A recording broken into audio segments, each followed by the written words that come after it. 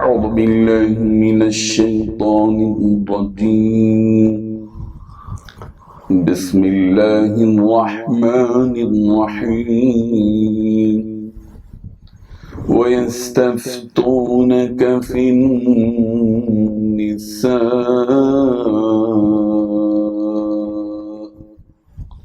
قل الله يفتيكم فيهن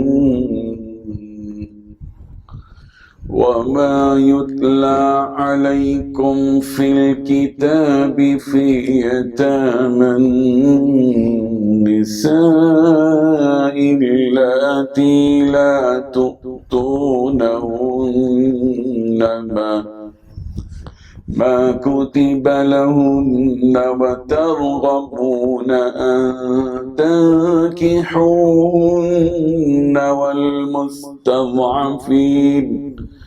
والمستضعفين من الولدان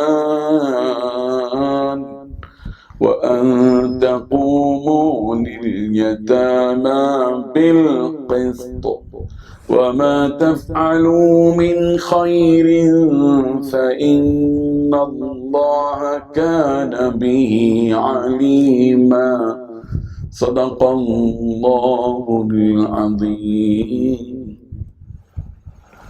حاضرین و ناظرین، یہ درس نمبر 413 ہے.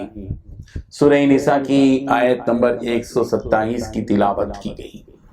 لفظی ترجمہ دیکھیے، وَيَسْتَفْتُونَكَ، پیغمبر وہ آپ سے فتویٰ پوچھتے ہیں، فی النساء عورتوں کے بارے میں.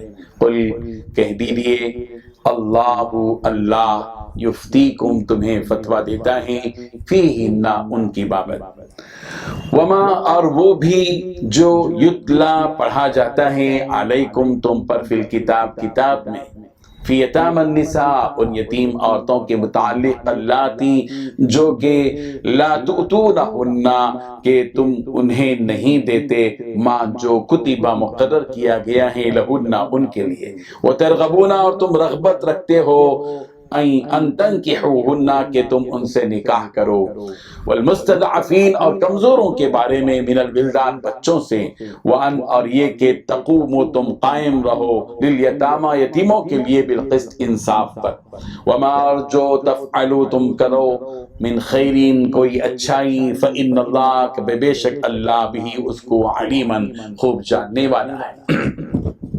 ترجمہ یوں ہے، اے پیغمبر، لوگ آپ سے یتیم بچوں کے بارے میں، یتیم عورتوں کے بارے میں فتویٰ طلب کرتے ہیں. کہہ دو کہ اللہ تم کو ان کے ساتھ نکاح کرنے کے معاملے میں اجازت دیتا ہے، اور جو حکم اس کتاب میں پہلے دیا گیا ہے وہ ان یتیم عورتوں کے بارے میں ہیں جن کو تم ان کا حق تو دیتے نہیں، اور خواہش رکھتے ہو کہ ان کے ساتھ نکاح کر لو، اور نیز بیچارے بے کس بچوں کے بارے میں، اور یہ بھی حکم دیتا ہے کہ یتیموں کے بارے میں انصاف پر قائم رہو، اور جو بھلائی تم کرو گے تو بے شک اللہ اس کو جانتا ہے.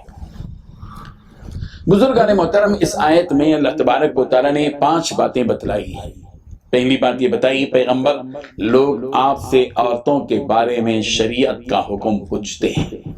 دوسری بات یہ بتائی کہ پیغمبر آپ کہہ دیجئے کہ اللہ تم کو ان کے بارے میں حکم بتاتا ہے. اور تیسری بات یہ بتائی کہ اس کتاب یعنی قرآن مجید کی جو آیتیں تم کو پڑھ کر سنائی جاتی ہیں وہ بھی ان یتیم عورتوں کے بارے میں شرعی حکم بتاتی ہیں جن کو تم ان کا مقرر شدہ حق نہیں دیتے اور ان سے تم نکاح کرنا بھی چاہتے ہو. چوتھی بات یہ بتائی کہ کمزور بچوں کے بارے میں بھی یہ حکم کی کتاب بتاتی ہے اور یہ تاکید کرتی ہے کہ یتیموں کے خاطر انصاف قائم کرو. اور پانچویں بات یہ بتائی اور تم جو بھلائی کا کام کرو گے اللہ تعالیٰ کو اس کا پورا علم ہے. زمانہ جاہلیت میں لوگ یتیموں اور عورتوں کو وراثت میں ان کا حق نہیں دیا کرتے تھے. بعض ظالم یتیموں اور عورتوں کی وراثت کے مال کو ناجائز طریقے سے کھا جاتے تھے. بعض لوگ ان یتیم بچیوں سے نکاح کر کے ان کا مہر ہی ادا نہیں کرتے تھے.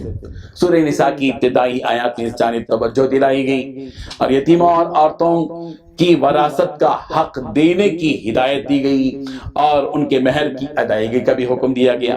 ان ہدایات کے بعد بعض لوگوں کو یہ خیال ہوا کہ عورتیں اور بچے فی نفسی ہی میراث کے قابل اور حقدار نہیں ہیں۔ کسی وقت مصلحت کی وجہ سے چند لوگوں کو یہ حکم دیا گیا ہے اور اس بات کے امیدوار بھی تھے کہ یہ حکم منسوخ ہو جائے گا۔ منسوخی کے انتظار کے باوجود یہ حکم منسوخ نہیں ہوا۔ آپسی مشورے کے بعد یہ طے ہوا کہ اس سلسلے میں رسول کریم صلی اللہ علیہ وسلم سے پوچھا جائے۔ چنانچہ آپ صلی اللہ علیہ وسلم سے اس سلسلے میں فتویٰ طلب کیا گیا، جس کا تذکرہ اس آیت کے آغاز میں ہے کہ وَيَسْتَفْتُونَكَ فِي النِّسَاءِ قُلِ اللَّهُ يُفْتِيكُمْ۔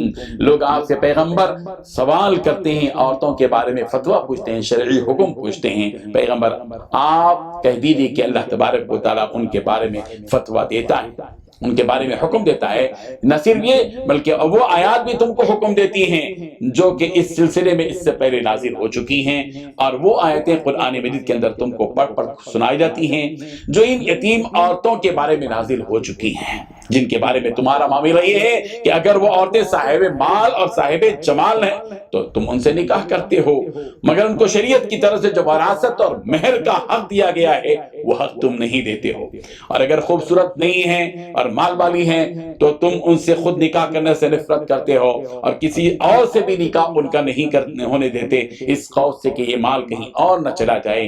اور جو آیتیں کمزور بچوں کے بارے میں ہیں اور جو آیتیں یتیموں کے بارے میں ہیں، یہ بات یاد رکھو کہ ان کے ساتھ انصاف کا معاملہ کرو۔ ان عورتوں اور یتیموں کے بارے میں جو ہدایات پہلے بیان کی گئی ہیں اب بھی ان کا حکم باقی ہے۔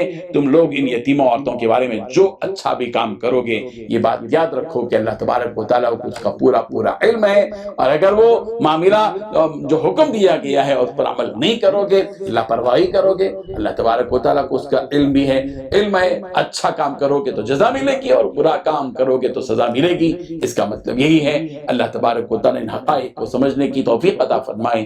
وآخر دعوانا ان الحمد للہ رب لا إله إلا الله، لا إله